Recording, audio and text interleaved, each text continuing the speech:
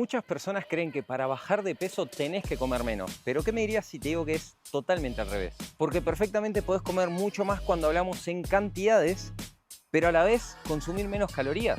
Y déjame que te lo explico. No es lo mismo que consumas 250 calorías, por ejemplo, de un paquete de galletas, a que consumas 250 calorías de un plato de pollo y ensalada, por ejemplo. ¿Qué te va a llenar más?